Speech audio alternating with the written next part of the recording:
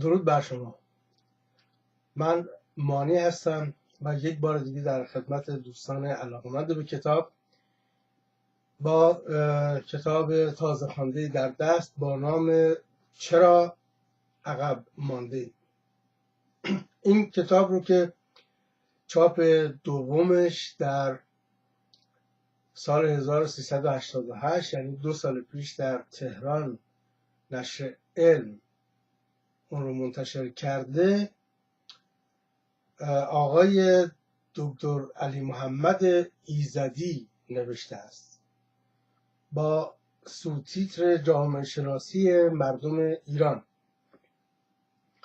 آنگونه که آقای ایزدی در این کتاب در مقدمش نوشته، ایشون برای تحصیلات و کار به آمریکا میره و در مشاهده تفاوت‌های نوع کردار و رفتار و زندگی بین غربی ها و ایرانیان به فکر واداشته می شود که چرا مردم ایران عقب مانده اند و به دنبال دلایلش می گرده در زمینه جامعه شناسی، باورها، تاریخ و بسیاری چیزهای دیگر. و کتابی نوشته است که حدود 400 صفحه است و دلایل گوناگون تاریخی و جامعه شناختی برای ادعاهای خودش در این کتاب مطرح کرد.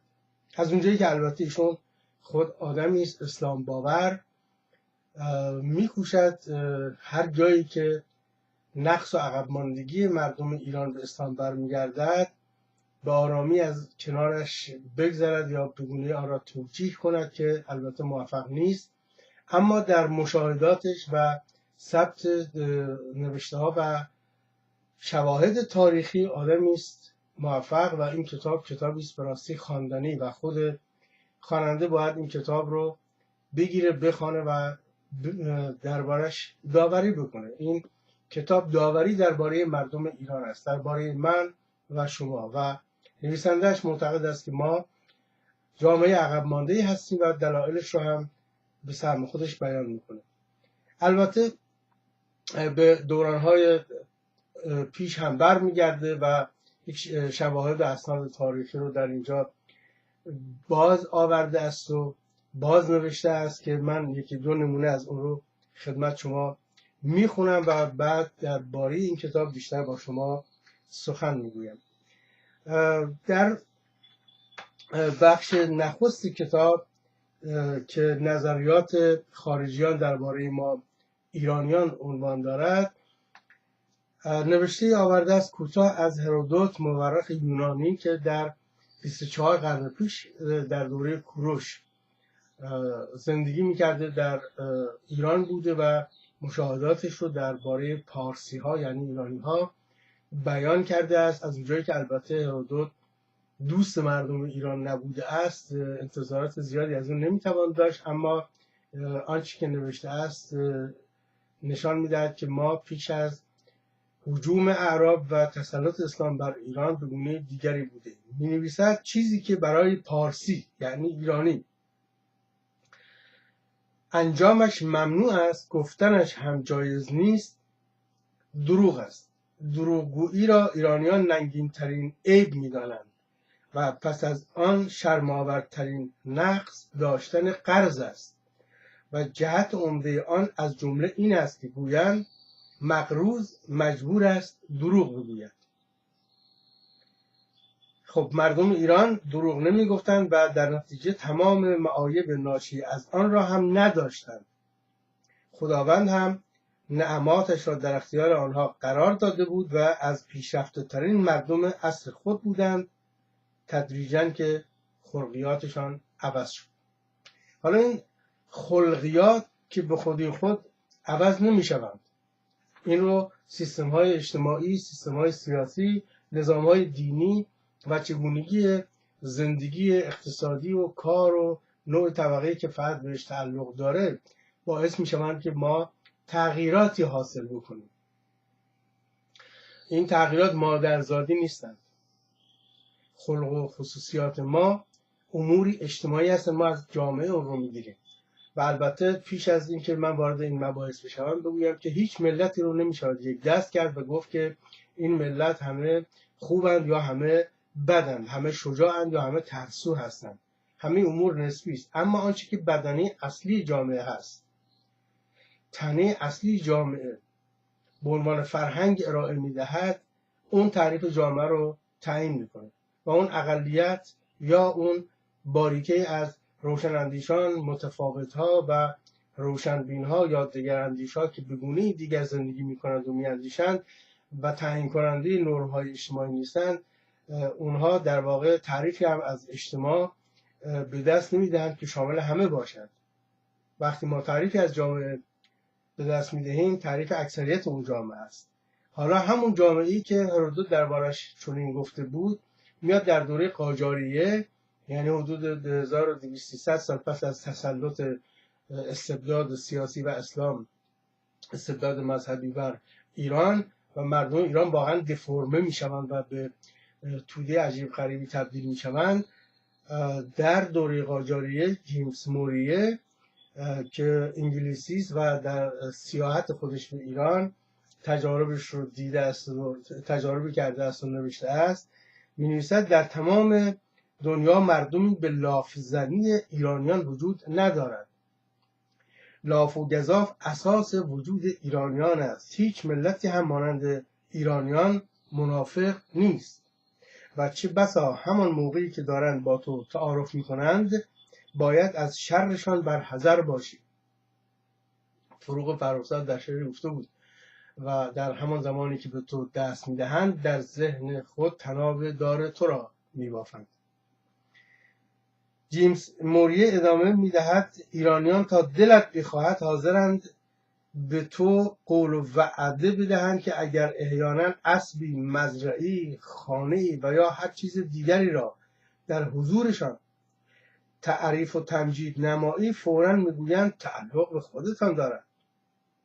عیب دیگری هم که دارند دروغگویی است که از حد تصور خارج است. ایرانیان لبریزند از خودپسندی و شاید بتوان گفت که در تمام دنیا مردمی پیدا نشوند که به این درجه به شخص خودشون اهمیت بدهند و برای خودشان اهمیت قائل باشند. خب این دو نمونه از نظر خارجی ها در پیش و پس از تسلط اسلام بر ایران بود. البته که نویسندگان و شاعران ایرانی هم درباره مردم ایران نظر دادن. من دو قسمتش رو میخونم و بقیه این نقل قول‌های جالب رو میگذارم برای شاید برنامه‌های بعدی. باز هم درباره این کتاب و از شما خواهش میکنم، چون این یک مسئله بسیار با اهمیت است که ما کیستیم، ما چیستیم و چرا این گونه ایم و چرا چنین شده ایم، موضوعی است که میتواند در نرم‌های فرهنگی و سیاسی و اجتماعی ما تاثیرات فراوانی بگذارد. یعنی آگاهی ما به خودمون میتواند موجب رشد ما بشود. و من از شما خواهش میکنم اونهایی که این بحث رو در اینجا میشنوند، مثلا در فیسبوک، نظرشون رو در این بارها بنویسند و وارد گفتگویی بشویم با هم دیگر و در ادامه این برنامه، در برنامه‌های آینده نیز من باز شواهدی از این کتاب رو براتون میخونم. شما هم حرفای برای گفتن دارید، مطرح کنیم و یه مقداری در آینه به خودمون بنگریم. آینه گر قد تو بنمود راست، خود شکن آینه شکستن خطاست. سعدی میگه ستایش سرایان، یعنی کسانی که قربون صدقه آدم میروند و ذوب در ولایت فقیه هستند و بادمجان دور قابچین هستند و پابوس اعلی حضرت و نمیدونم چوچه های دیگر، ستایش سرایان نه یار تو اند، نکوهش کنن دوستدار تو اند. به نزد من آن کس نکوخواه توست، چی گوید فلان چاه در راه توست. هر آن کس که عیبش نگویند پیش، هنر داند از جاهلی عیب خویش. سپس درباره هموطنان میگوید ابریق، یعنی آفتابه، ابریق رفیق بر می‌دارند که به طهارت میرویم، به غارت میبرند. در برابر چو گوسفند سلیم، در قفا همچو گرگ مردم خان. خب این سعدی که البته مال قرنها پیشه، اما در همین قرن ما و در یکی دو دهه پیش ابوالقاسم حالت، شاعر طنز سرای ایرانی، در قصیده‌ای به رسم طعن و طنز درباره ایرانی‌ها چنین می‌نویسد یا می‌سراید که همه شعر در اینجا نیست و لازم هم نیست، اما چند بیتش در اینجا هست، من خدمت شما میخونم. مسلم است که ایرانی نجیب و اصیل، به علم دانش و فضل است بی نظیر و عدیل. خلاصه مردم ایران تمام مشهورند به عقل سالم و دامان پاک و خلق جمیل. نه بنگی اند و نه تریاکی و نه هم عرقی، نه تنبل و نه ضعیف و نه عاجزند و علیل. نه حقه‌باز و نه خائن، نه رشوه خوار و نه دزد، نه بیسواد و نه بیکاره و نه هر دنبیل. خب میبینیم که دوست و دشمن، خودی و غیر خودی و بیگانه، نظر مشابهی درباره مردم ایران دارند. اون هم البته نمونه‌های دیگر هم به همین شکل هست، چه از شاعران نویسندگان ایرانی و چه غیر ایرانی، و من اینا رو برای شما خواهم خوند. چرا؟ به راستی چرا مردم ایران مردمی شدن تقیه کار، دروغگو، چند چهره، روانپریش، آنگونه که اینها میگویند. و البته همون گونه که خدمت شما گفتم، هیچ مردم یک دست نیستند. حتی یک انسان در درازای عمر خودش هم بی یکسان نمیماند.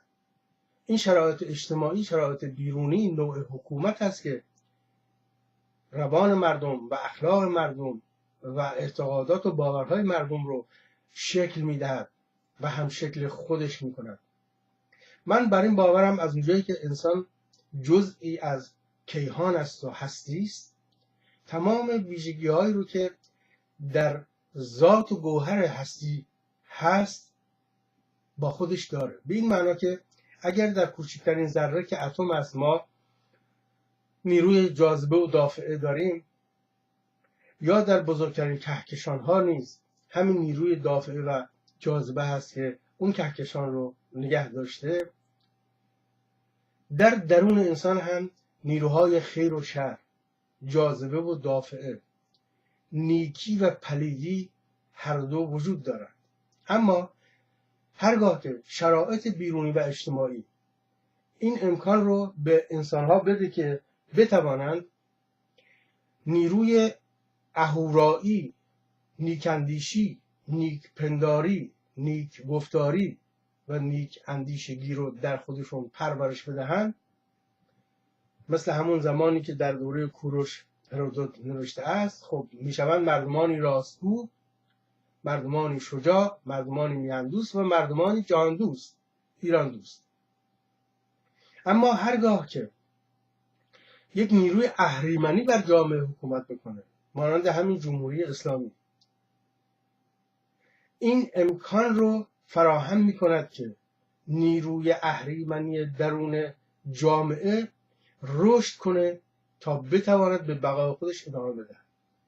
یعنی در جامعه‌ای که حکومتش فاسد است و دزد است و رباخوار است و سرکوبگر است و دروغگو و شارلاتان، مردم یا باید همرنگ این جماعت و همرنگ این حکومت شوند تا بتوانند به زندگی خودشون ادامه بدهند، یا باید در برابر این حکومت بایستند، کشته شوند، زندان بروند، تبعید شوند، از حق زیستن به نوعی محروم شوند تا بتوانند بمانند.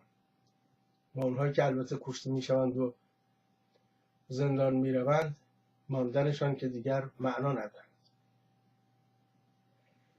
بنابراین حکومت ها همون گونه که برخواسته از درون مردم هستند، یعنی این مردمند که در نهایت به حکومتی شکل میدهند، پس از اون این حکومت هم هست که به اون مردم شکل میده و اینها هر دو میکوشند هم گوهر شوند، مانند هم شوند، همدیگر رو تکمیل کنند تا بتوانند با هم همزیست شوند. گرچه همواره تضاد وجود داره و یک بخشی از همون مردم با اون حکومت مخالفند، اما مجموعه یک اجتماع اگر دین بخواهد و اسلام بخواهد نتیجهش حکومت اسلامی است و حکومت اسلامی دین و حکومت اسلام رو به ابزار تیزتری برای تحمیق همون مردم تبدیل میکنه، همون گونه که کرده است.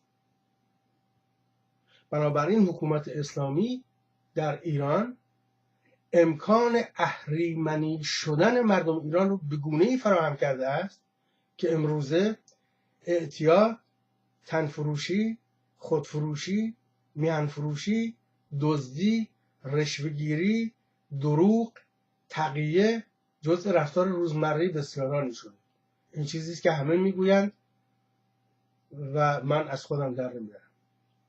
و بوده است مقاطعی در تاریخ ایران که امکان رشد نیروی اهورایی در مردم فراهمتر بوده است، به ویژه با وجود این که من در پیش از انقلاب با سیستم استبدادی قبلش چندان سر توافقی نداشتم، اما شرایط به گونه‌ای دیگر بود و به راستی داشت زمینه رشد اهورایی و نیکی در ایرانی‌ها چنان رشد میکرد که رشوه‌خواری و دروغ و تقیه و اونها چیزهای مذموم و ناپسندی